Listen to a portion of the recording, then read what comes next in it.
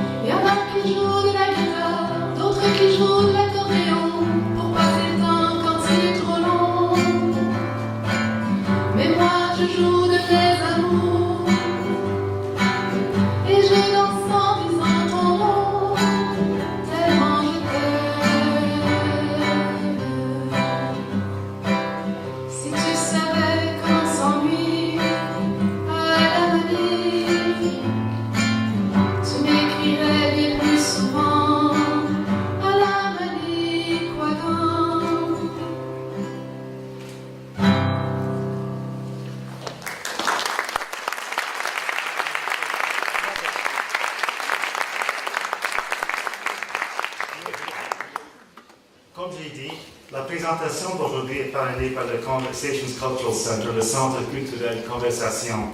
Ce centre est un lieu pour les hommes et les femmes qui ont une passion pour la découverte de la réalité dans tous ses aspects et un lieu de rencontre pour un dialogue authentique entre les différentes positions culturelles et entre personnes de différents horizons humains. Le mot conversation indique le dialogue, mais aussi un mouvement vers quelque chose, c'est-à-dire s'accompagner les uns les autres et avoir une familiarité avec autrui. Le centre culturel conversation vise à être ceci, non seulement un lieu de discussion, mais un lieu d'amitié, où nous pouvons entrevoir de nouveaux horizons et être changés par eux. Les objectifs du centre sont à l'origine du format que nous vous proposons aujourd'hui. Il y aura 2 petites présentations suivies par une conversation, entre le Père Carrón et les intervenants. Dans quelques instants, je vais présenter les membres de notre panel, mais d'abord quelques mots sur le livre. Je ne veux pas alourdir le public avec un aperçu de la façon dont le livre est structuré, et je pense que beaucoup de thèmes importants émergeront quand même au cours de la conversation que nous aurons. Alors laissez-moi utiliser une œuvre littéraire pour aborder ce que je vois comme un point de départ remarquable du livre. J'espère que cela vous incitera à acheter une copie du livre à la fin de la présentation, mais surtout à le lire et à le faire connaître aux autres. So, fiction. In a 1949 short story entitled A Hint of an Explanation, the late novelist Graham Greene features 2 travelers who meet on a train. One of the 2 recounts an event from his childhood to the other. David grew up in a market town in East Anglia in England, where as a boy he served Mass in a parish church. The town had 2 bakers. One of them, Blacker, was a lonely fellow, a freethinker, and virulently anti-Catholic. One day, Blacker lured the young boy into the back room of his bakery, where he showed him a train set. Blacker offered him a deal. The train set would be David's, but for a price. What was the price? Well, it turns out that Blacker was not so free a freethinker as a freethinker ought to be. Indeed, he was obsessed with those who believe in God, in particular with Catholics and all their hocus pocus regarding real presence. He was a baker, after all. Could he not produce a wafer identical to a Catholic host? Of course he could. He showed one to David, a perfect replica. And yet he wanted the real McCoy. This was to be David's mission, at least if he wanted to keep the train set. While serving Mass, he would have to remove a consecrated host from his mouth after having received it, and secretly hide and deliver it to the baker, who could then compare his version with the authentic one. In the end, David executes the plan, almost all the way. When Blacker comes by David's house and calls out to the boy by his bedroom window, David takes the host out of the newspaper and swallows it. Out of the newspaper which he had wrapped it, and swallows it. How does Blacker react? This is interesting. He weeps and his shoulders shake uncontrollably, and he walks off hunched over in deep sadness. Why does the gentleman on the train, David, tell this story to his fellow passenger? His fellow passenger, who in fact narrates the whole story, is an agnostic who has difficulty with the question of evil. He cannot understand why God, should God exist, has given human beings freedom if the result is evil and corruption, even of children. David relates his experience to make the point that our view is so limited. At best we can have hints, he says. Somehow evil can find a weapon to use against its enemy, God, but the result often plays into the hands of the good. David reveals why our view might be limited. He opens his coat to reveal a Roman collar. Blacker's plan backfired after all. Not only did he not exercise control over the boy, he ultimately launched David on the path of conviction in his faith. I would like to leave the specific question of evil aside and offer a slightly different reading of the story. I'm struck by the fact that the 2 passengers on the train are journeying together. It's as if they need each other to enjoy and understand the significance of the journey. Even more remarkable is the fact that the young Catholic David and the adult freethinker Blacker also need each other. David did not take his faith seriously and ultimately journeyed to the priesthood, thanks in part to a prejudiced free thinker. The free thinker, supposed to be so free, walks away in despair, a prisoner of his own schemes, when the Catholic boy betrays him. It's striking to see how these two worlds need each other in order to have a greater awareness of their respective missions. This is one of the truly new perspectives that Disarming Beauty communicates to the reader. A foundation and a leitmotif of this book, one which you might accept as true, as a cute quotation, or as something we think we already know, is that, to quote Father Carrón, the other is a good for me. On page 16, Carrón writes, quote, without recovering the elementary experience that the other is not a threat, but rather a good for the realization of our I, it will be difficult to emerge from the crisis of human, social, and political relationships in which we find ourselves, end quote. We cannot gloss over such a statement. We also cannot pretend that we already understand it. No matter what side of the cultural debate that we sit on, if we perceive ourselves as fitting on a particular side, whether it has to do with economic matters, populism, life issues, political correctness, or environmental questions, etc., no matter what side we may be on, do we really believe what Carrón is saying in this book, that the other is a good for me? Not only that, but that there is no other way out of the crisis. Indeed, it is even difficult to understand the nature of the crisis without that premise.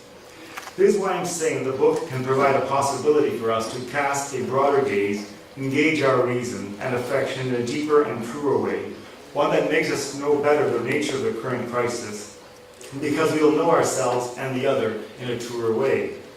My hope is that today's conversation will allow us to leave with a truer esteem for our world, for the other and ourselves, so that we might engage it in a more sustained and a more passionate way.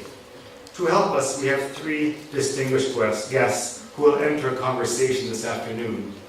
First of all, our special guest today, Father Julián Carrón. Father Carrón was living the idyllic life of a biblical scholar, publishing theological works and teaching at the Theological College of Madrid's Conciliar Seminary and at the university. Then in 2004, with the intervention of a phone call from the ailing Pope John Paul II to the Cardinal Archbishop of Madrid, Carrón was transferred to Milan, Italy, at the request of Father Luigi Giussani, the founder of Communal Liberation. Less than a year later, Father Carrón succeeded Father Giussani after Father Giussani's death as the head of that international Catholic movement. Julián Carrón is also professor of theology at the University of the Sacred Heart in Milan and is a consultor of the Pontifical Council for the Promotion of the New Evangelization and of the Pontifical Council for the Laity. The book we are presenting today was originally published in September 2015, and the English title is not a direct translation of the original title, which is something akin to an unguarded beauty. That is, a beauty that has nothing to defend. Father Carrón has come among us today unguarded as well. He has no presentation to make, but is content to respond to the comments and questions of our two speakers. Notre premier intervenant est Maître Mark Phillips, avocat à Montréal, au bureau de Borden Ladner Gervais.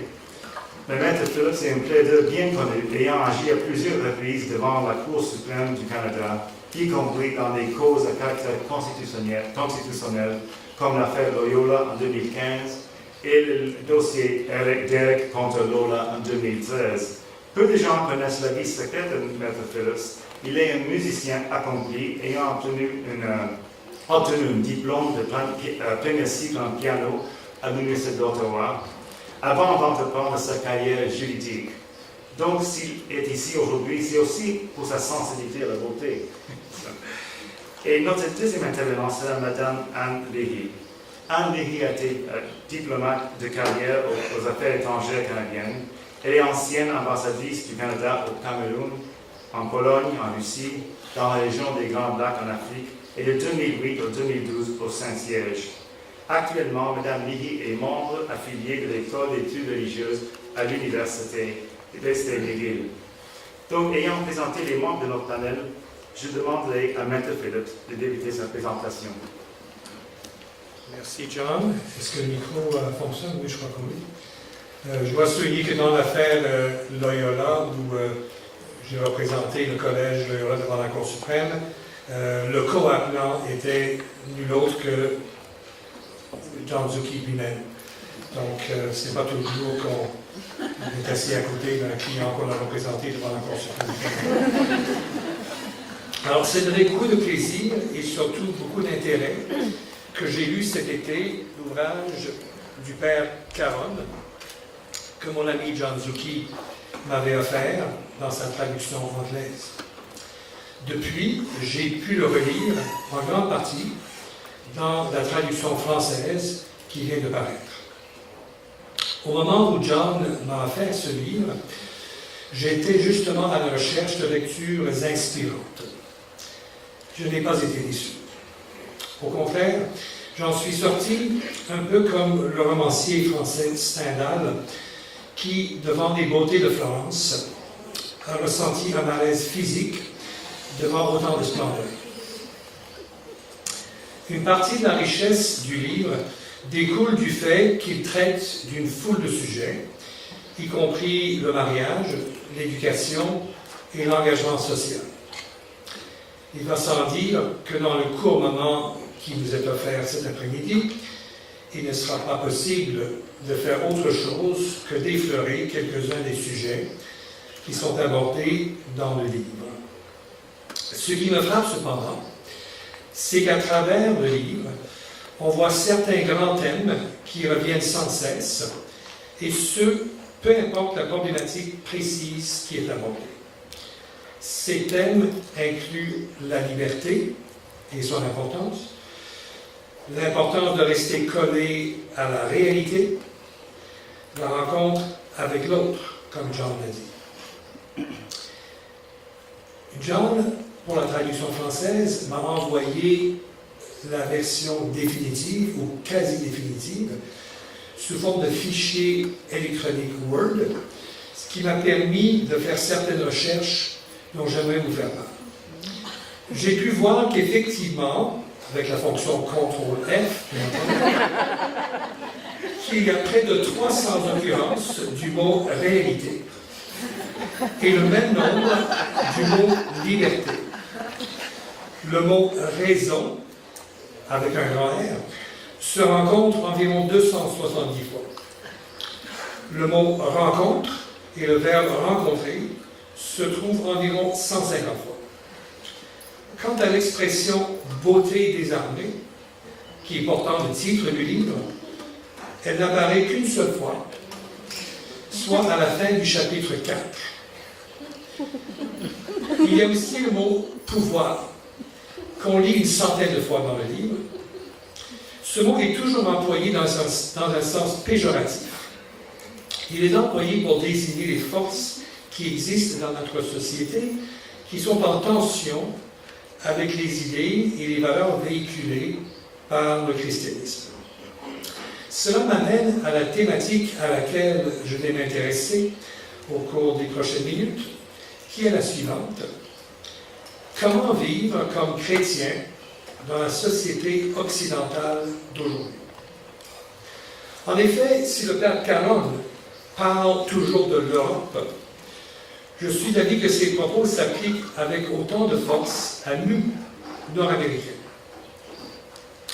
La conjoncture actuelle est bien décrite par le père Carrón et bien mise dans son contexte historique, et ce, dès le premier chapitre de son livre.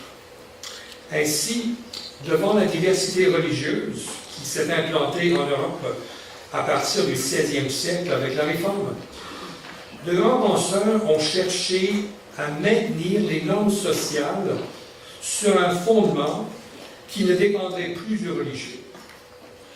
Le nouveau socle serait plutôt la raison. À cet égard, le père Carrón évoque bien entendu le siècle des Lumières et le philosophe Emmanuel Kant, qui a cherché à donner à la morale un fondement basé sur la seule raison. Dans les différentes nations européennes, le socle chrétien de la société a été ébranlé à différentes périodes et de diverses manières. Au Canada et en général, et au Québec en particulier, le même processus s'est mis en marche dans les années 1960. Comme avocat, je peux vous dire quelques mots de l'évolution de la jurisprudence et l'évolution constitutionnelle. Le temps me manque pour entrer dans nos développements et vous voulez surtout entendre le Père Carrón et pas moi, qu'il suffise de dire qu'à partir des années 80 surtout, la jurisprudence, en développant la notion de liberté religieuse, s'est chargée d'enlever au christianisme le statut privilégié qu'il avait.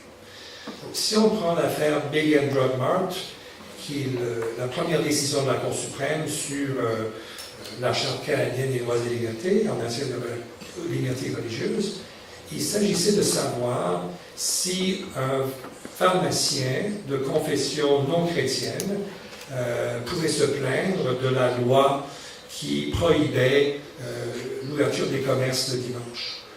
On aurait pu aborder le problème sous l'angle de l'accommodement, comme on l'entend aujourd'hui, et on aurait pu dispenser ce pharmacien d'une autre confession religieuse de l'obligation de fermer son commerce le dimanche. Mais au lieu de procéder ainsi, on a tout simplement aboli l'obligation pour tout le monde de fermer le dimanche. Ça, c'est un exemple. On a aussi, sur la même base, aboli la prière dans les écoles et toute cette évolution s'est poursuivie jusqu'en 2015 où la Cour suprême a aboli ou interdit la prière confessionnelle dans le conseil, au conseil municipal de la ville de Saguenay, cause qui est bien connue. À l'intérieur de cette évolution, il y a eu les deux causes concernant le programme éthique et culture religieuse, dont l'affaire dans laquelle John et l'école Loyola ont été impliqués, où essentiellement il a été question de savoir, premièrement, dans une cause, l'autre cause impliquant les parents catholiques à Drummondville, si l'État pouvait imposer un programme comportant une certaine idéologie avec laquelle il n'était pas d'accord, ou bien si on pouvait empêcher une école catholique confessionnelle d'enseigner ces questions selon sa perspective catholique. Donc, dans toutes ces causes, dont certaines ont connu des succès, comme Loyola, il reste qu'on a cherché à enlever au christianisme son statut de religion quasiment d'État, à tout le moins dans certaines matières comme l'éducation. Dans un livre récent, le sociologue québécois bien connu, Mathieu Bock-Côté, dans son livre « Le Nouveau Régime », évoque une nouvelle idéologie qui est une sorte de nouvelle orthodoxie, laquelle présente une vision du monde à laquelle tous sont censés adhérer. S'il est difficile de parler de persécution, son propos à M. Bock-Côté, c'est qu'il y a tout de même un prix à payer à ne pas adhérer à cette idéologie dominante. Et j'aurai des questions au Père Carrón à ce sujet lors de la période de questions. Donc, il y a la liberté religieuse et son corollaire, qui est théoriquement la neutralité de l'État en matière de religion. Mais en réalité, il s'agit peut-être d'une neutralité qui est plus théorique que réelle, et elle peut virer, comme le dit le Père Carrón, en une sorte d'exaltation du relativisme. L'expression est du Père Carrón. Donc, une partie aussi de cette nouvelle orthodoxie, de cette nouvelle idéologie, est la sacralisation de l'autonomie individuelle portée à son paroxysme. Le Père Carrón, lui, exprime, dans des termes très posés, une inquiétude face à une Europe dont les fondements chrétiens sont dans un état de déliquescence. Il fait montre d'une méfiance presque protestante envers l'État. Voilà donc, selon ma lecture du livre, le diagnostic que pose le Père, on pourrait presque dire le docteur, Carrón. Qu'en est-il maintenant du traitement? Dans le livre, cette question est abordée du point de vue du chrétien qui peut se sentir dérouté dans une société dans laquelle il ne se reconnaît plus. Dans un passage du livre, le problème est posé sous l'angle d'un choix ou plus précisément du choix entre, d'un côté, le repli, versus, de l'autre côté, l'engagement et la rencontre de l'autre. Le père Carrón adopte résolument la deuxième de ces options. Pour le citer textuellement, passage déjà repris par Jean, l'autre est un bien. Et en amusant à nouveau avec la fonction CTRL-F, à chercher le nombre d'occurrences de l'expression « l'autre est un bien » dans le livre, j'en ai trouvé 5, ce qui est quand même beaucoup. C'est seulement quand l'auteur veut vraiment insister sur quelque chose qu'il va répéter 5 fois la même phrase dans un seul et même livre. Il donne plusieurs exemples très touchants de rencontres. Deux hommes de religions différentes qui se lient d'amitié en raison de leur intérêt commun pour la langue arabe. Une dame qui partage une chambre d'hôpital avec une personne très souffrante et dont la condition s'améliore grandement en raison des liens qui se créent entre ces deux personnes. Enfin, il y a la métaphore de la graine de hêtre. Donc une graine qu'on peut laisser sur une table pendant 1000 ans, je pense que c'est ce que le père Carrón dit, et sans qu'il ne se passe rien. Mais quand on met cette graine dans des conditions, dans la terre, dans des conditions qui lui permettent de germer, bon, il en sort quelque chose de bien. Et le père Carrón utilise cette métaphore pour nous expliquer à quel point nous avons besoin d'être en communauté pour nous épanouir pleinement. Donc voilà le premier volet du traitement prescrit par le docteur Carrón aux problèmes faisant face aux chrétiens déroutés dans la société dans laquelle on vit. Il y a cependant une deuxième partie du traitement également, que je vais maintenant aborder dans les quelques instants qui me restent. Et c'est ce qu'il appelle la foi comme événement, un mot qui aussi revient souvent dans le livre. Le père Carrón en a manifestement contre toute forme du christianisme qu'on pourrait qualifier de réduite. Une forme qui se réduirait à une série de propositions théologiques ou doctrinales, un christianisme réduit à un ensemble de règles morales ou à une simple tradition, voire même à une religiosité superficielle qui serait réduite à des pratiques, fussent-elles à caractère dévotionnel. Il y aurait donc lieu de comprendre qu'il faut vivre un christianisme authentique et non réduit. Durant la période de questions, je vais le questionner là-dessus, car j'estime que le sujet mérite d'être développé et approfondi. Quoi qu'il en soit, il faut, selon le père Carrón, cultiver le témoignage d'une vie débordante de sa présence, c'est-à-dire la présence du Christ. Les mots témoin, témoignage, témoigner sont aussi des mots qui reviennent très souvent dans le livre. À terme, le père Carrón semble nous exhorter à être transformés, ni plus ni moins. Un passage de la Bible qui m'est venu spontanément à l'esprit vient de la deuxième épître de saint Paul aux Corinthiens, chapitre 3, verset 18, qui se dit comme suit. Nous tous, le visage découvert, nous reflétons la gloire du Seigneur. Ainsi, nous sommes transformés pour être semblables au Seigneur. Et nous passons d'une gloire à une gloire plus grande encore. Telle est en effet l'œuvre accomplie par l'Esprit du Seigneur. En guise de conclusion, je reviens au titre du livre. En effet, bien que l'expression « beauté désarmée » n'arrive qu'une seule fois dans le livre, j'en conclus que c'est cette beauté du Seigneur qui nous transforme et qui nous amène sur le chemin que le Père Carrón nous invite à emprunter.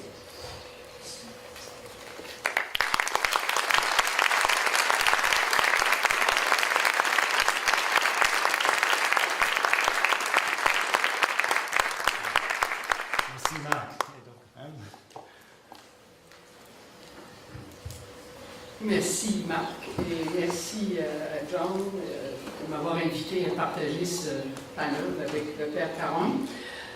Et c'est fantastique de suivre un avocat qui a plaidé devant la Cour suprême. Il a mis la table, donc je peux enchaîner tout de suite avec des questions peut-être plus directes, mais quand même en guise d'introduction. J'ai trouvé que ce livre qui recoupe donc plusieurs thèmes, on l'a dit, sur une période de 10 ans qui correspondent au pontificat de Benoît XVI, et avec une petite coda sur le pape François, s'applique bien sûr, surtout quand on fait référence à Ratzinger, à l'Europe d'aujourd'hui, mais qu'on peut également transposer à ce qu'on vit au Québec, mais je dirais comme nous sommes en Amérique, nous sommes encore plus avancés dans le postmodernisme à certains égards ici. Alors, ce qui m'a interpellé le plus, c'est peut-être parce que j'ai une faiblesse pour la Russie et les Russes, c'est peut-on croire, étant civilisé, étant européen, peut-on croire absolument en la divinité du Fils de Dieu, Jésus-Christ? C'est le défi aujourd'hui. Et c'est le défi individuellement, c'est le défi que la société qui s'est sécularisée à outrance, ici je dirais, que la société nous pose. Et c'est le défi que nous avons à relever. Un des aspects, c'était difficile, Marc, de trouver quelque chose que tu n'as pas touché, mais un des aspects importants du livre du Père Carrón, c'est dans le domaine des réponses. Qu'est-ce qu'on fait? Et c'est l'éducation. L'urgence, je crois que c'est le thème que vous employez, l'urgence de l'éducation. Mais encore, quelle éducation? Qui la donne? Qui la transmet? Alors, je crois qu'aujourd'hui, dans une société sécularisée, où on doit accepter, surtout au Québec, avec l'histoire que nous avons eue, que les valeurs de notre société ne sont plus formées, parce que c'est toujours en devenir, tout ça, ne sont plus formées par les valeurs du christianisme, ce qui a longtemps été le cas ici, que dans une société pluraliste, certains diront interculturelle, d'autres multiculturelle, mais il est sûr qu'elle n'est plus à très grande dominante chrétienne, il faut trouver la façon, ce qui est tout à fait le défi aujourd'hui, de vivre ensemble. Quel est notre vivre ensemble? Et là, on pose des questions, mais plus directement, on y prie tous les jours à savoir qu'est-ce qu'un accommodement raisonnable. Et il y a une référence qui pourrait planer en filigrane à votre livre, c'est certainement tout ce que Charles Taylor a dit sur The Secular Age, sur la façon de vivre dans une société où on doit se redonner des valeurs à laquelle tout le monde puisse être un stakeholder, tout le monde puisse adhérer. Et on ne peut pas ouvertement dire que ce seront des valeurs du christianisme si c'est pour exclure toute une partie de la société qui ne se reconnectera pas. Je crois que le pape Benoît XVI a écrit de très belles choses d'ailleurs là-dessus, sur le dialogue, la raison, qui fait que les valeurs puissent se recouper. On doit trouver un consensus qui permette que les valeurs qui mènent au bien commun puissent être acceptées. Moi, je crois qu'une question que tout le monde se pose, directement ou non, c'est qui nous fera voir le bonheur? Fils d'homme, jusqu'où s'alourdiront vos cœurs? Pourquoi ce goût du rien? Puis il y en a du nihilisme ici aujourd'hui. Cette course à l'illusion, toute la vérité virtuelle, l'ère des faits qui ne sont pas réels. Donc pourquoi ce goût du rien, cette course à l'illusion? Beaucoup disent qui nous fera voir le bonheur? Fais lever sur nous la lumière de ta face. Je ne sais pas en quelle année le psaume numéro 4 a été composé, mais en tout cas, c'est rien de neuf aujourd'hui. mais c'est quand même toujours la même question qui se pose. Alors, où est la réponse? Qui nous fera voir le bonheur? Je ne sais pas, Max, si tu as fait ta recherche pour le mot joie, mais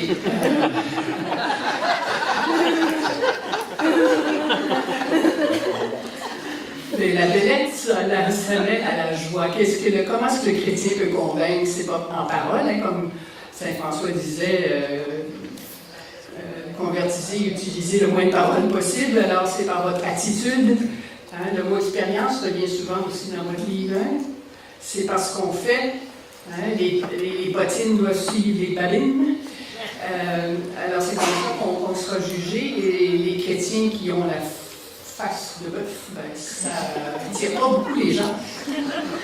C'est pas, alors, qui nous fera voir le bonheur? Moi, je crois que vous apportez des réponses à ça, en fait, dans plusieurs de vos chapitres. J'en dirai pas plus, comme ça vous achetez les livres. Je vous conseille aussi de lire en passant le livre de Joseph Ratzinger, La foi, la vérité et la tolérance, qui est très utile pour des gens qui vivent dans une société sécularisée aujourd'hui. Alors, pour annoncer peut-être un peu là où je m'en allais en lisant votre livre, parce que, comme plusieurs d'entre vous qui l'avez peut-être vu ou vous le verrez, le dernier film de Denis Villeneuve, n'est-ce pas, Blade Runner 2049, vous en avez sûrement entendu parler, c'est assez extraordinaire comme film. Ça pose des questions existentielles, explicitement, qu'est-ce que l'âme? Mais ça parle beaucoup de réalité, en 2049, et vous parlez de réalité, mais la réalité, c'est pas la même chose que la vérité. Et quand on parle d'être chrétien, de témoigner parce qu'on est, c'est parce qu'on a une idée de la vérité. Pas en faire un dogme, un fondamentalisme et tout ça, mais quand même la vérité. Et je crois qu'il y a des interrogations, en tout cas, que votre livre a suscité chez moi, en lisant par rapport à la réalité. Ça m'a donné envie de vous entendre. Et là, je vous regarde parler un peu plus de vérité. Alors, je vais laisser ça comme ça, parce que je crois qu'il y a déjà beaucoup de matériel, disons, qui peut nous aider à engager une conversation avec le Père Carrón tout à l'heure. Merci.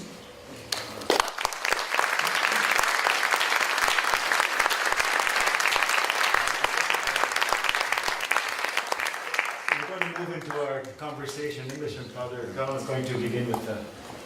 Thank you very much for this opportunity to share this dialogue about themes that are interesting for everybody here, because we are in front of a challenge, a historical challenge, because what we are seeing, we have called about this with the word secularization or another way of speaking about the same thing. We are facing a moment, a historical moment, in which many of the, we can say, values or important things in life, we can say, generally speaking, that in the past we share, now everything is under discussion, we can say.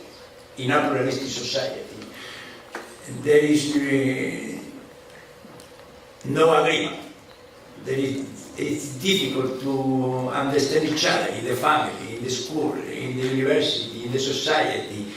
Every issue is an item to discuss, to dialogue. So, it's not a problem of Christians, this question. This is a problem for everybody who lives in this particular moment in the society today. So we are facing the same question. The same question in education, the same question of what we need or what we want to share as a society. We have to face, we don't agree with all the big conviction that we have received from the past. We need to identify what is the new basis to live together, if we want to live together. And this is a challenge for everybody. And the most important thing is to understand that what is the nature of the crisis. It's not one crisis like others. This crisis is related to the foundation of our being together. When we speak about a pluralistic society, that I am very happy with this, because Christian faith have no fear about pluralistic society. We were born in a pluralistic society in the first century Judaism, with different kinds of way of living Judaism. We entered in the Roman Empire, in which the pluralism was a reality, and we don't have any care about this. We are very at ease in such a way, in such a society, because we don't care. We have the possibility of verifying what we have received and what we have been given to us as Christians, and entering the relationship with every challenge, with every circumstances. But we need to recognize that this is a crisis that, first of all, is not for Christians, it's for everyone. So, crisis, in that case, is not one like others. We have faced in the past two global war in the last century. We have an industrial revolution, and despite of this, we share all the most important values in our society from the last century. Now it's different. Now it's not another crisis. It's a different one. And we need to understand what is the nature of this crisis, because otherwise we are fighting with something that is unreal. No, the real crisis is the crisis of foundation that is related to everybody, whatever could be the background of the journey he has done as a human being, of every country with its own history. For this, we can look at this crisis like something dangerous, like people is worried about everything is collapsing before them, or as an opportunity. An opportunity to understand, to discover together what is the new foundation. Because we need a new foundation to be together. In every issue, in every item, in every problem, in every circumstances, we need to discover this. And this is the part of the interest of this crisis. Because it's only for courageous people who want to participate in the discovery of what are the real foundations for being together, and how we deal with all the challenges that we are in front of. So, I am very happy to participate to this dialogue, to share with our guests what are the challenges we have before us and how can we deal with them.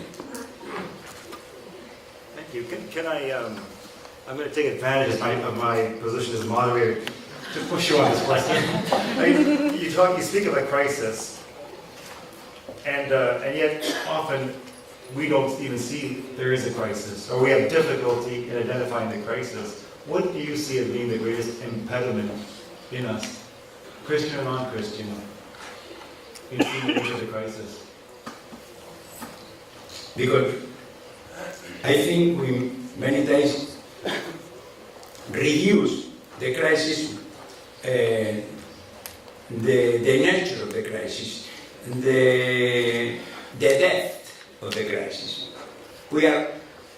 Crisis is a word that we use often in our daily dialogue among us. But it's different, no? When what is at stake is the foundation of being together, like this case. For this reason, we need to understand what is the nature, the difficulty, the real truth of this crisis. And the difficulty to understand what is the crisis is part of the crisis. Because if we were so aware of what is the difficulty, we can say the crisis was overcome. But part of the crisis is that we don't know what it's about. And we discover again and again, step by step, in every issue that we start to discuss. We can say whatever issue, migrants, ecology, family, whatever. Every item is the starting point of a chaos of discussion.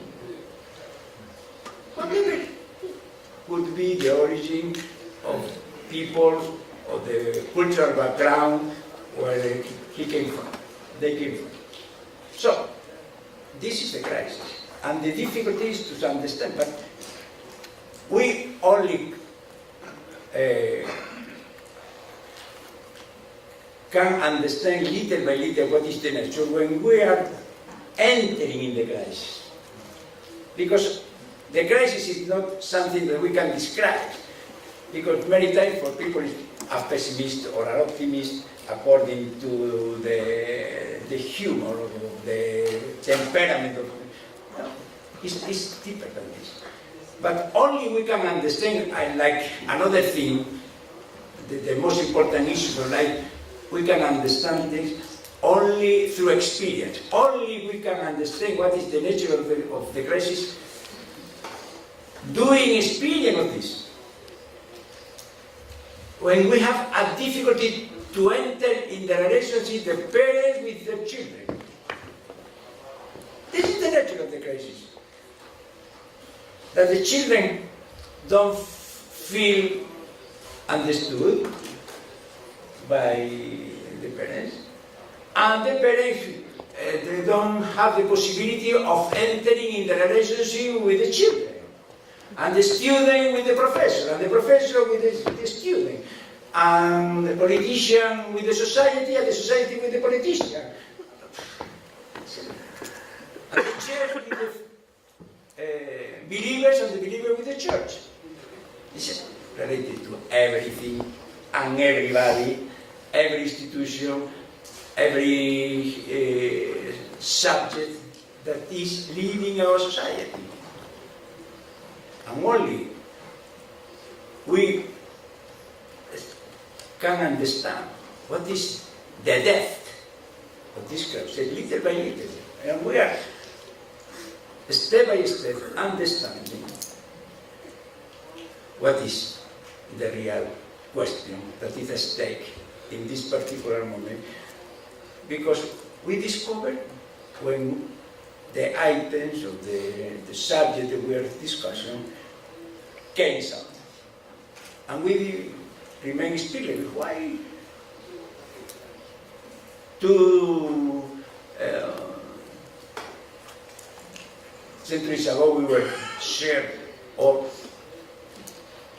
15 years ago there was no issue about this, and now, after 15 years, everything like this, when that was, it seems clear for everybody, is under discussion. It's not, we don't need to go centuries ago. In our century, we recognize that the agreement is every day more difficult to reach. So this is the crisis. It's in front of us. Welcome to the crisis.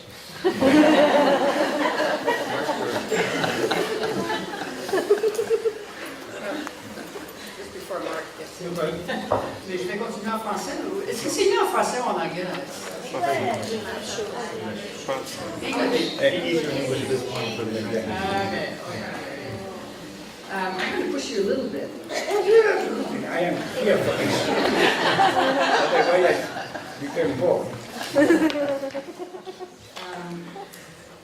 I'm not sure I understand in what way the collapse of values that were the foundation of Europe, let's say, but that have been, I mean, le siècle des Lumières, Enlightenment, happened quite a few centuries ago, so we've seen it coming, that the cult of reason replaces the belief in some supernatural entity. We've seen that coming for a long time. We've had, there have been wars of religion a few centuries ago as well. We've had fascism and totalitarianism. So I'm not so sure we're all that surprised, and even the fact that we have technology today that accelerates the impact of our destructive facility to destroy, the ethical dilemmas have been around for a long time. You can use any new discovery for the good or for evil. That's not a new dilemma. So you said that the crisis is of a different order today than before. Can you go further and describe just how that is? It is one of the questions that I became aware, and that is the reason because I accepted the insistence of Italian publishers to publish the book, because I was illuminated by a text of Benedict XVI, no, about enlightenment, no, because he describes in a, I think, understandable way what was the nature of the crisis. Yeah. We share. And he doesn't criticize it. Eh? And he does not necessarily criticize it. No, absolutely. That's the question, because it was for me enlightening, no, that he wasn't criticizing. This is the question. In some way. Because he started to explain us what is our situation in this moment. And he started to speak about something that happened centuries ago. Why? Why he started or something that happened centuries ago when we are so far away from this center. The question is simple. Historically speaking, Europe, no, that was at the has shared a common religion, that is Christianity. Anti-Reformation. After Reformation happens religion wars. We can show. So after this fighting among Christians, we can say, we need to face what the basis to build the new society. of being together, you can say. So, the big effort of enlightenment, this is Father Benedict XVI underlines, this is the value of this attempt of Kant and others philosophers of the enlightenment made, was they considered the most important gift that we have received, that they have received in that moment, from Christian tradition. The value of the person, the value of freedom, the value of society, the value of fraternity, all these kind of values that made life something life to live, no? Were recognized by these philosophers as part of this tradition. But they find that now, in that particular moment, we are fighting against one confession against another confession. And what is the geniality of Enlightenment thinkers? We need to save these evidences, these values, this thing that we have received from the Christian tradition, that is the best that we have received from history, from the Gospel. And we need to save these values, this big conviction, from the fight among confessions. This is the positive attempt that they did, no? But Cardinal Ratzinger asked himself, but in that moment, they considered that it was so evident for everybody that the value of the person, the freedom, the fraternity was something so useful for living that they retained that it could be evident forever. That this evidence could have lasted. But what happened? In front of the challenging of history, what has happened?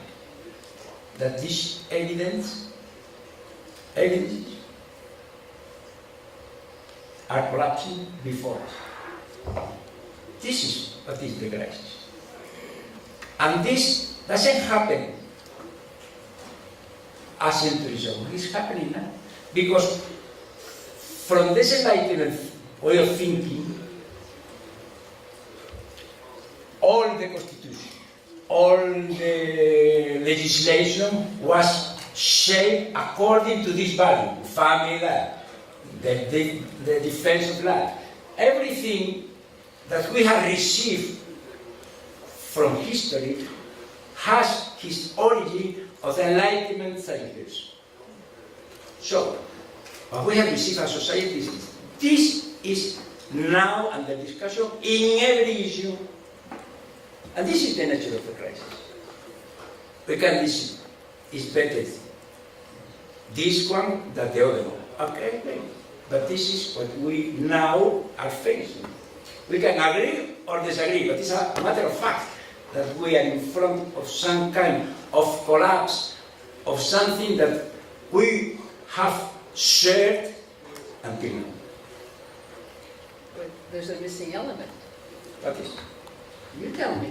I mean, the values of solidarity, fraternity, human dignity are shared by people who don't necessarily believe that there's and they're not bad in themselves. But what led to I'm not an original thinker here. I'm just continuing what the former Pope has written about extensively. It is the non-recognition. Now you can put the verb because one doesn't want to, because it's forgotten, because a fault in the transmittal of faith. And that's the crisis. And that's the challenge, wouldn't you say, is to recover the missing element. which is the role of, we'll say God as a shorthand, in everyday life, in a human person's life. And that's the challenge today. How do you recover that? How do you actually act so that you are deemed credible in a society, that someone will want to hear you talk about it? The element that is lacking, what is? The element is that the Enlightenment thinkers thought that they could maintain the evidences of these values without any link with the history that has created or generated this value.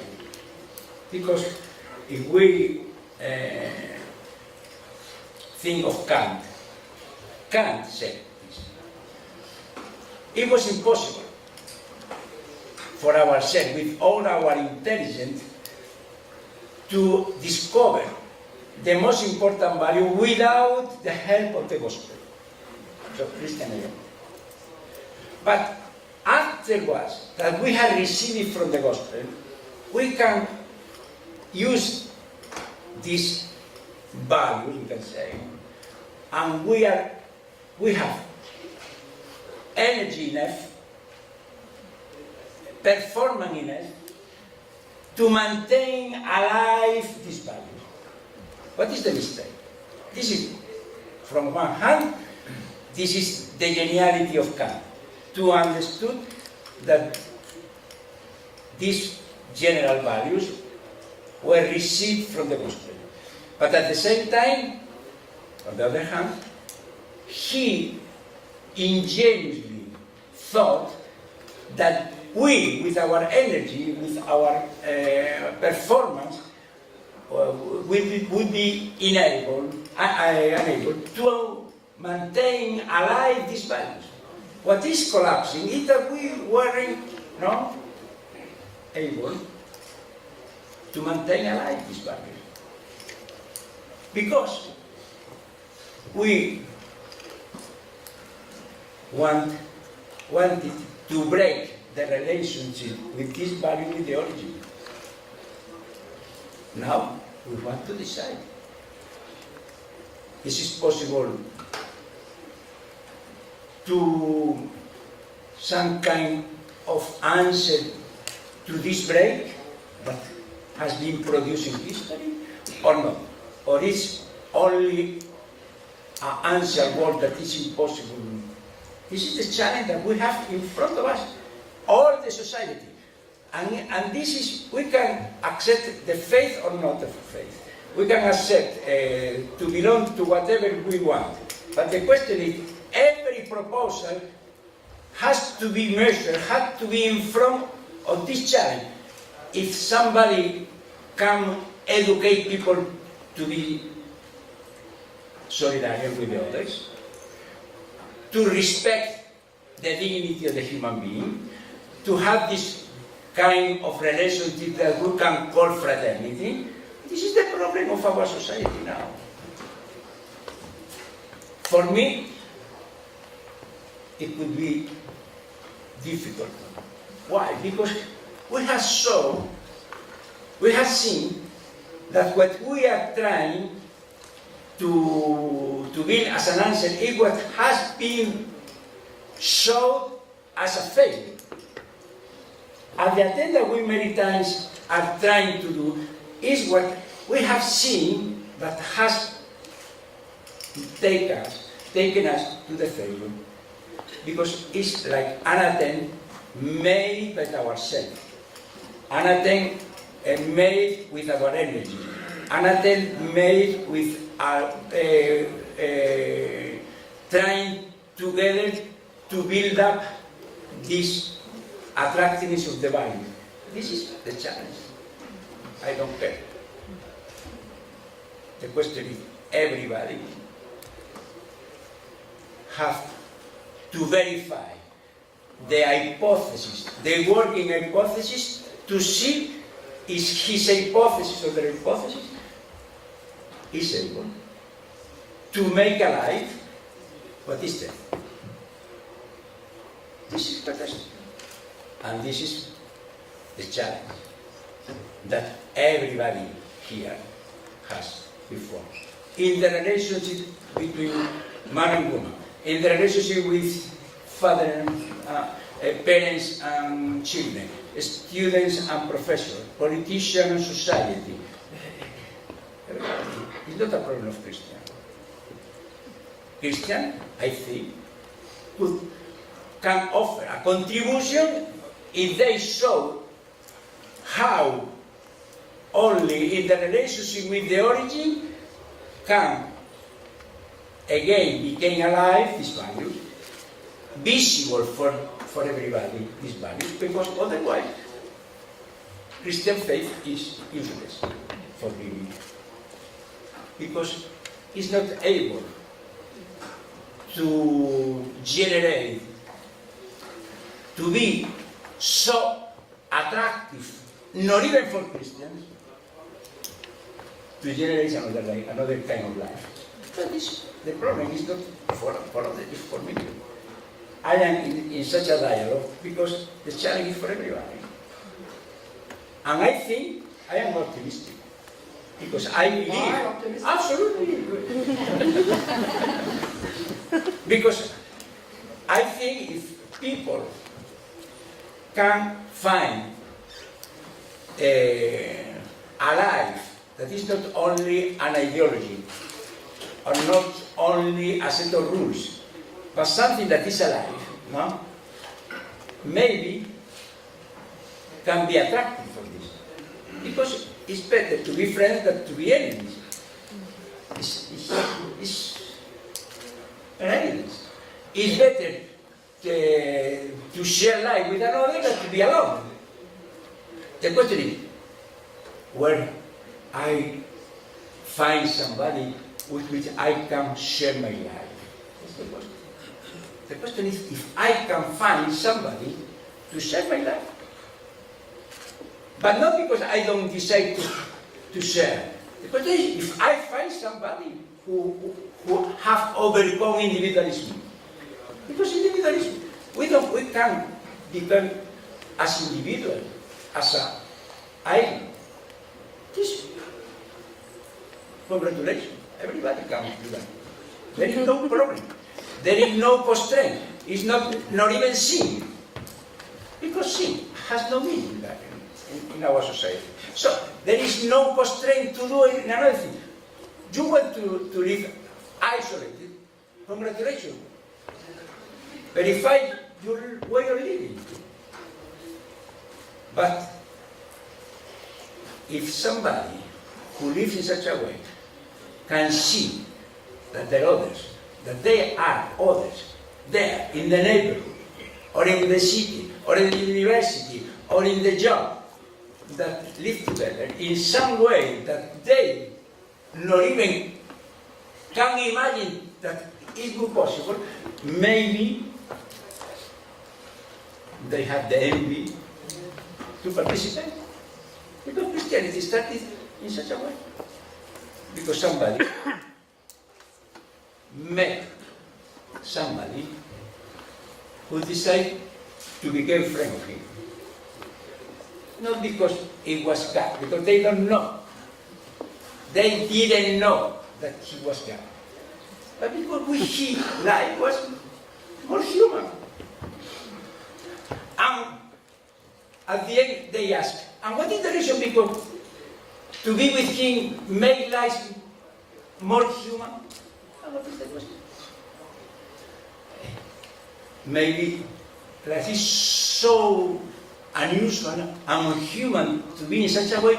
Maybe there is something more than human here. Maybe it has to be something related with that. And this is the starting point of a revolution in history.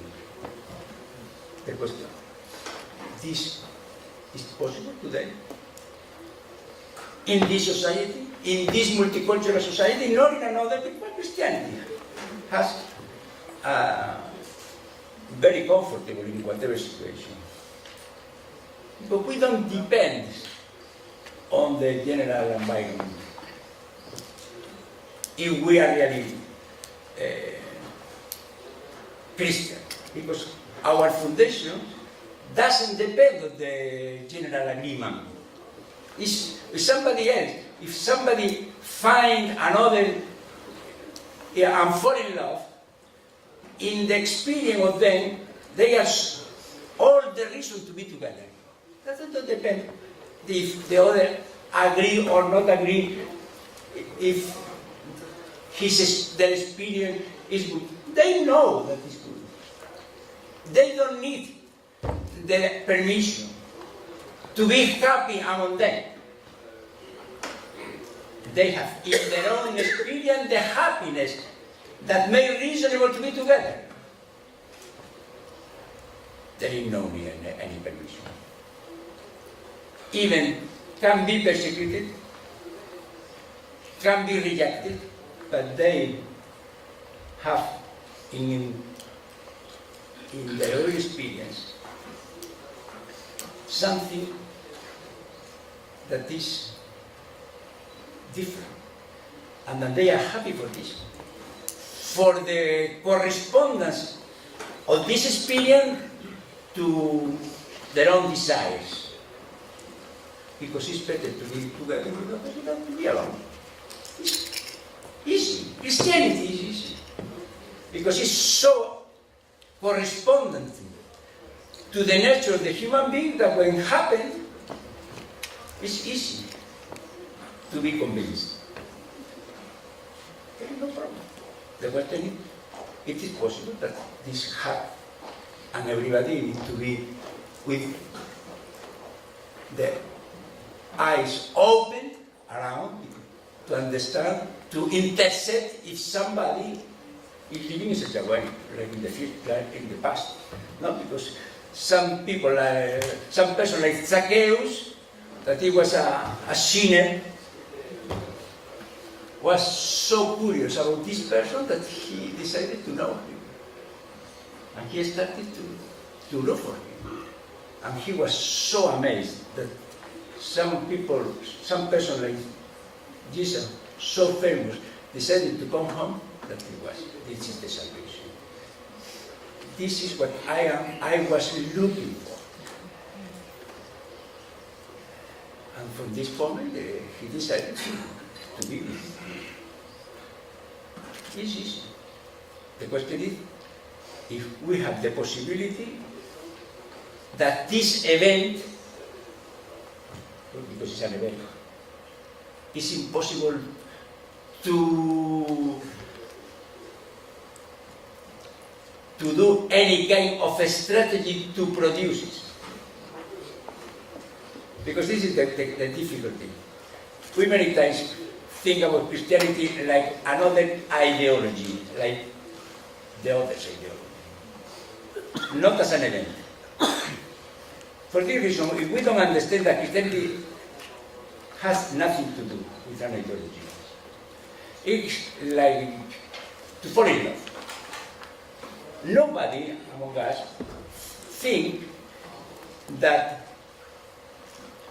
falling in love could be produced or can be produced by a lesson, a series of lessons about love, or a set of rules.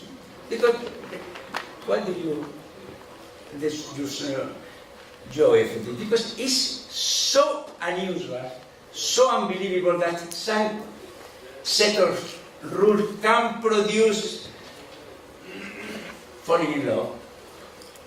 That is amazing. We laugh because it's impossible. It's impossible. It's the same as Christianity. It's impossible to produce by our performance or for a catechism or for a kind of lessons. It's an event. Unpredictable event. It's like falling in love.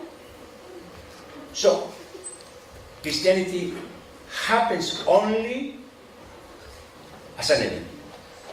And is produced only as an event.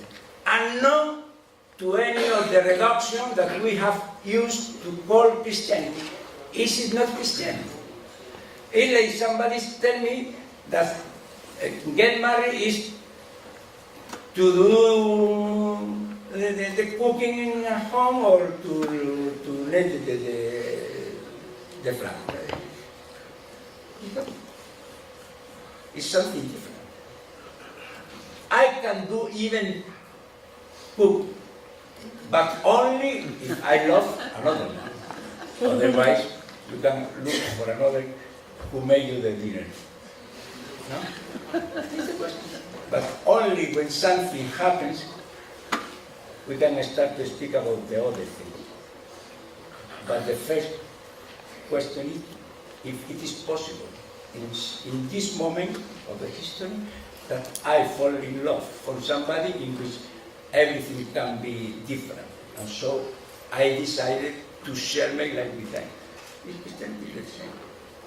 More than this one, because this may fall after a while, because we are not sufficient we don't have the energy to maintain alive, not even our love for others. Not even this. Imagine we can maintain alive the most important values of life. It's unbelievable, but we think that we can reveal what has collapsed only with an agenda. I am going to foresee this. Father Carrón, if I may, so I'm hearing two things. One is that we're in a crisis, which is presumably a bad thing. I'm also hearing that Christianity is quite easy. Absolutely. So it's just falling in love. The better it that happens. But when it happens, it's easy. That's it. It's easy to produce. Better, it's impossible to produce. But when it happens, it's easy. You say in chapter 8 of the book that we're all defined by culture. That's something you say.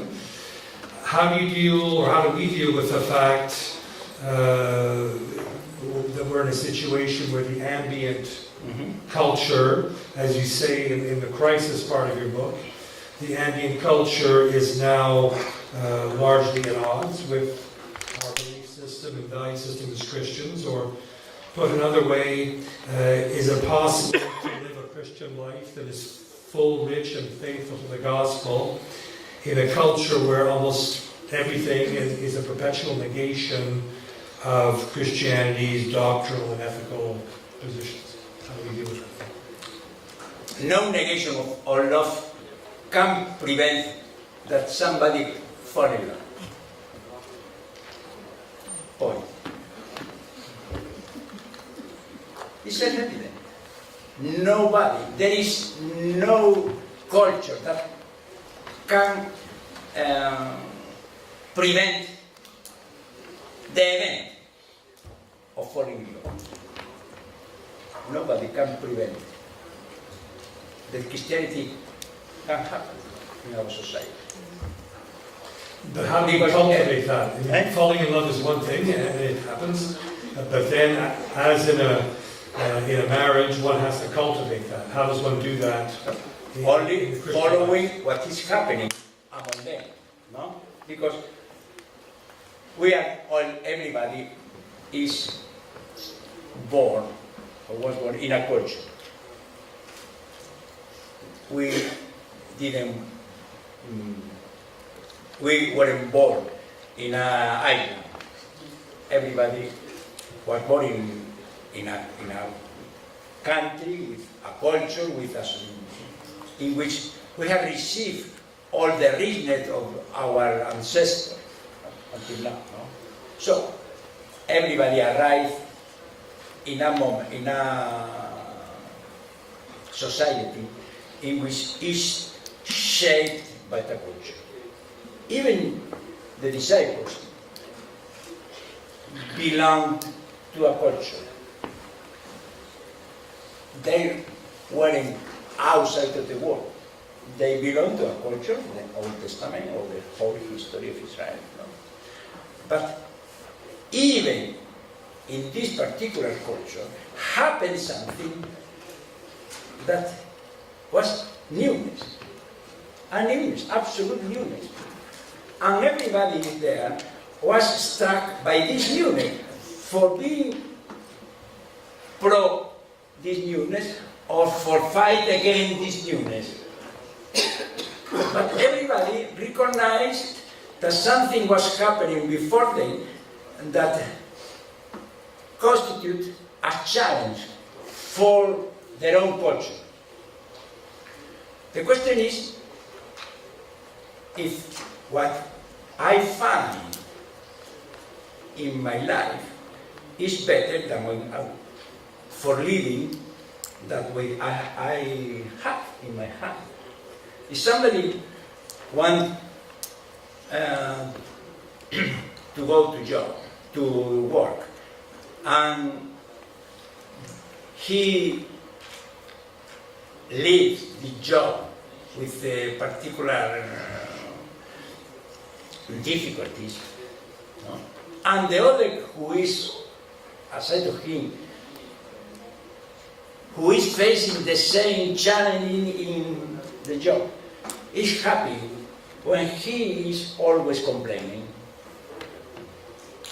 It's a challenge for him. But how do you deal with the job? That you are always joyful and I am always complaining. This is the problem. This is the challenge that Christianity introduces always in life. In every issue. The married life, the job, the illness, and the circumstances, and every challenge. Everybody is in front of life, in front of the reality, in front of the circumstances, in front of every aspect of our life. And there is somebody who is always complaining, who is always sad, who is always uneasy.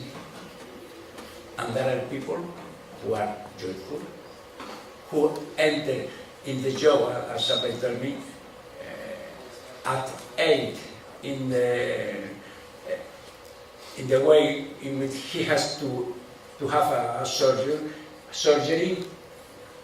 singing. And the other are speechless that somebody at 8 in the morning was singing.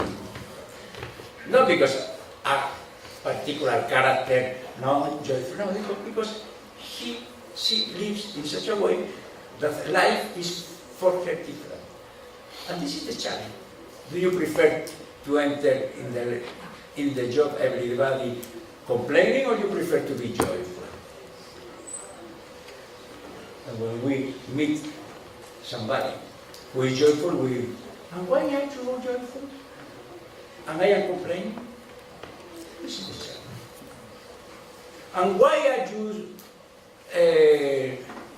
you have this kind of friendship with another and I am alone?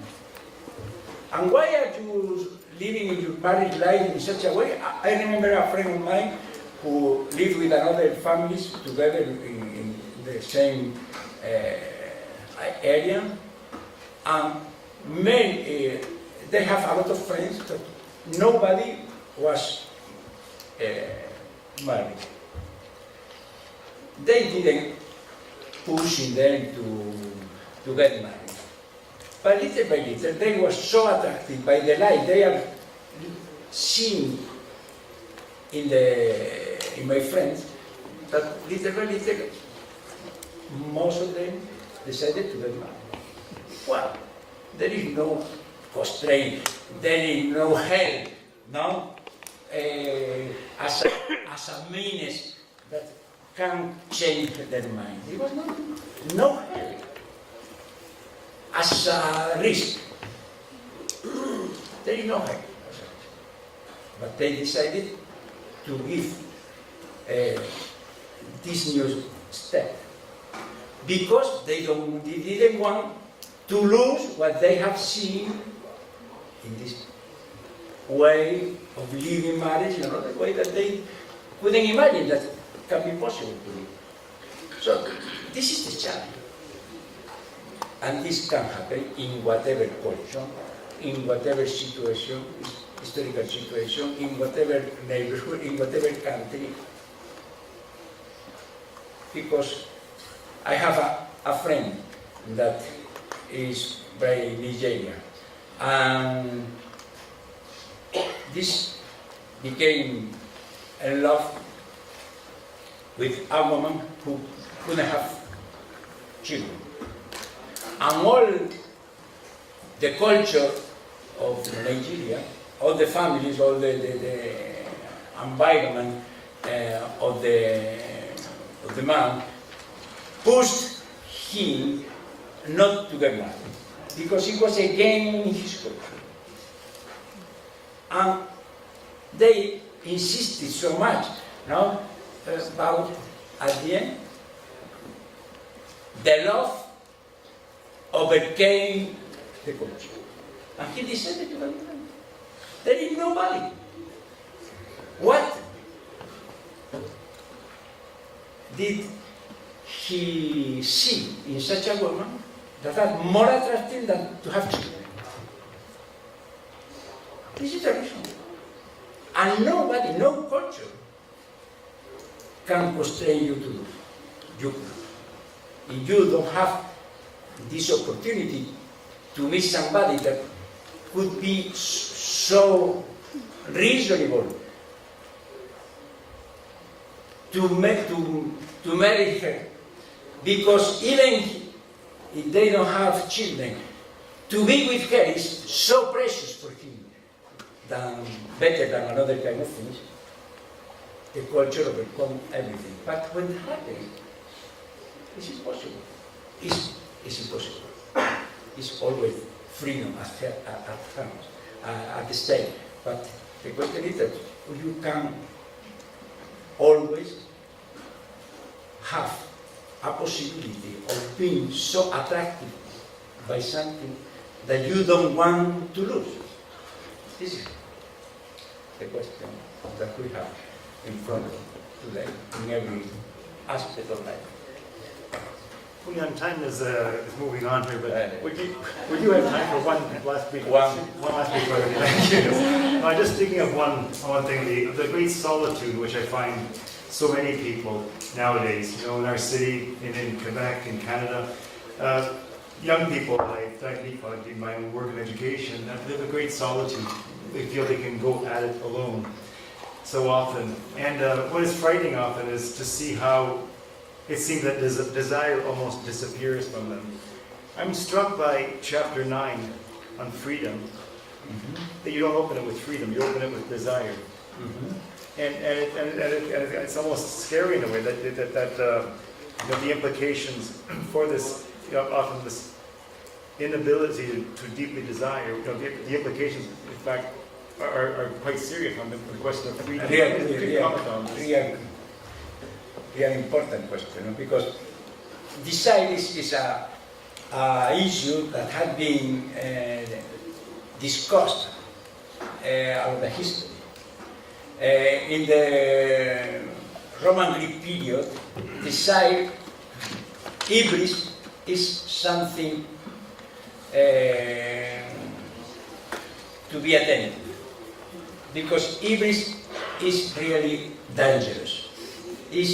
When the desire is too big to follow the desire. For this reason,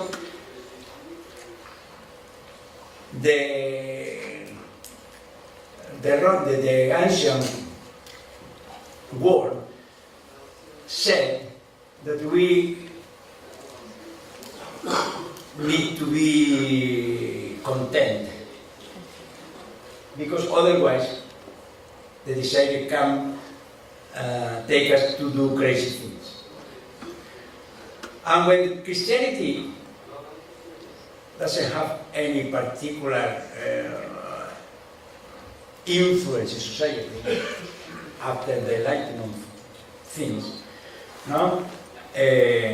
we reopen the question to the ancient world, because recent that author, important by his study of enlightenment, Todorov, said, the only mistake I made in the description of enlightenment is not to be so attentive to the nature of desire, because without putting an end to this desire, to be attentive to not exaggerate the desire can be dangerous.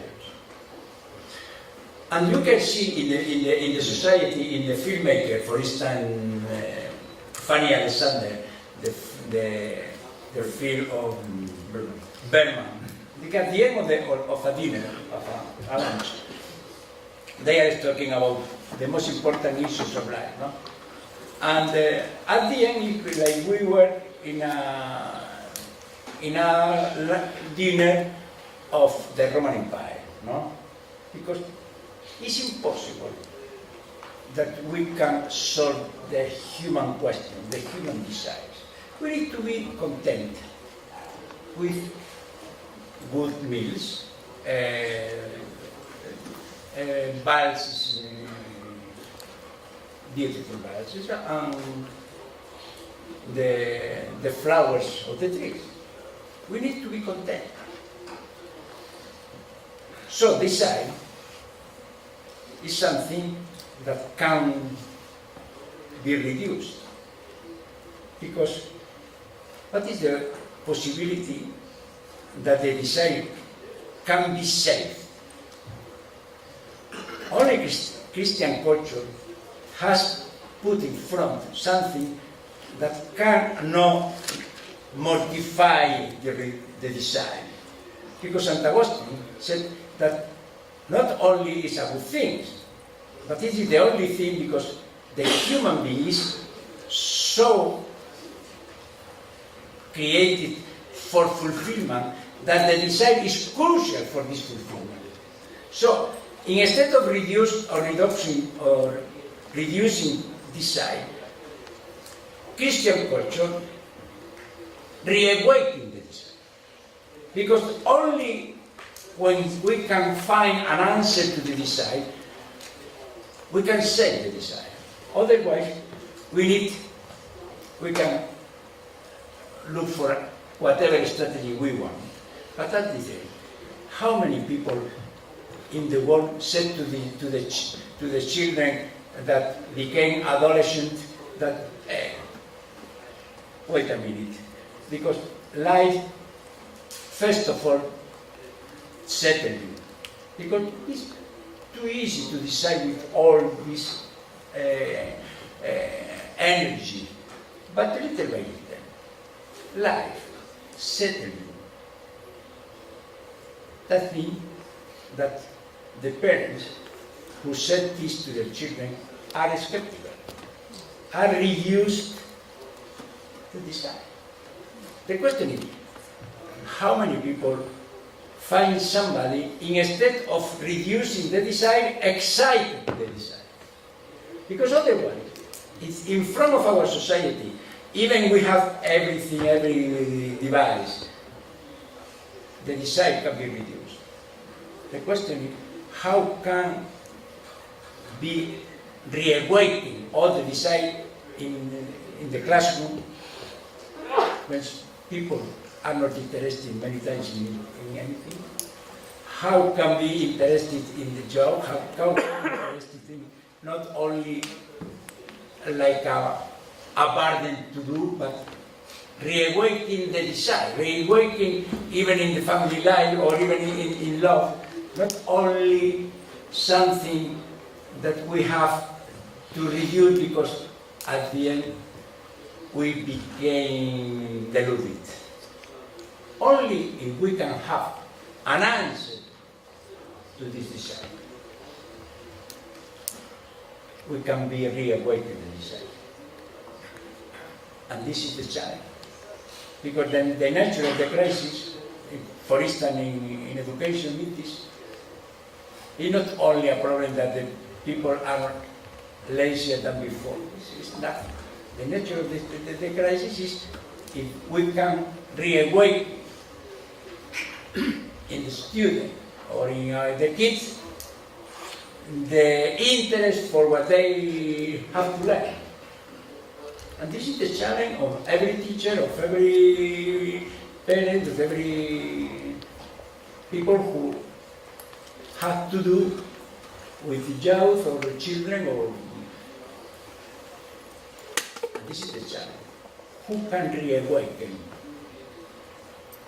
our desire instead of helping us, of pushing us to be content with the other option? Otherwise, we can have a lot of items around, but at the end we are losing our desire. And this is really a big stuff for life, because without fulfilling the desire, there is no life. And this is the challenge that every one of us has in front. Who or what can fulfill really the desire of our heart? Thank you. Thanks so much. As moderator, I'm supposed to wrap things up here, but how do you wrap up something that's really an open question?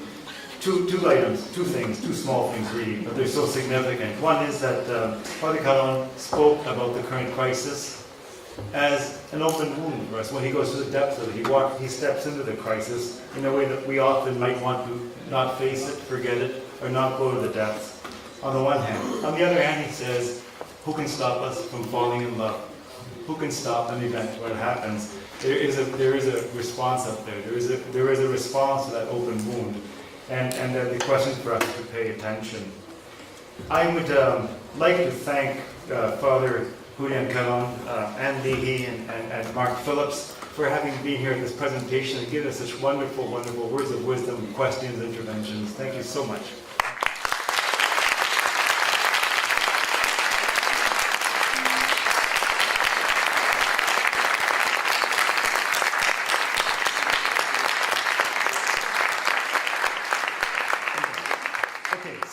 I'm a very bad moderator. The first thing I didn't do today was to welcome our special guest, the Apostolic Nuncio to Canada.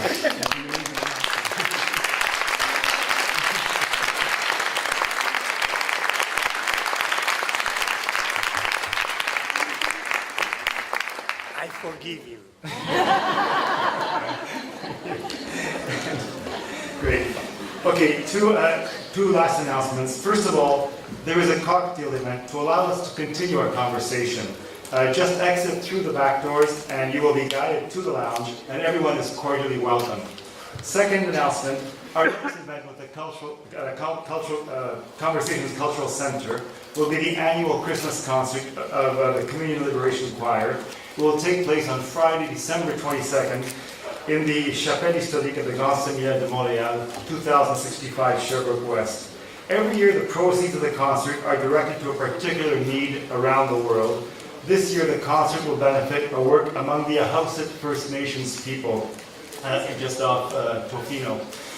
The Ahousaht Holistic Center, directed by Mr. David Frank, helps the people of the island with traditional and modern healing programs, and in particular helps to reintegrate those who have gone afoul of the law. This program is totally run by the Ahousaht First Nation, and it is a special desire of Bishop Gary Gordon of Victoria that this project flourish in his diocese. So let's continue the conversation. Thank you.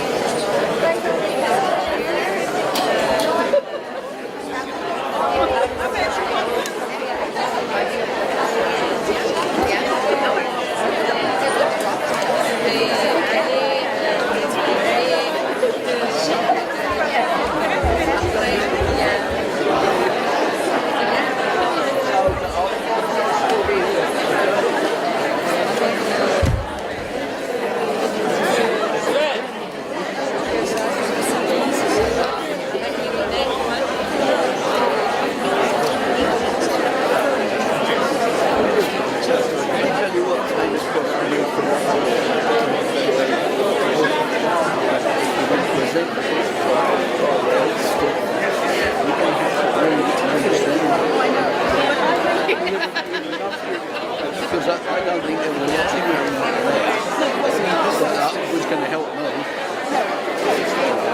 I've got to read it and analyse it and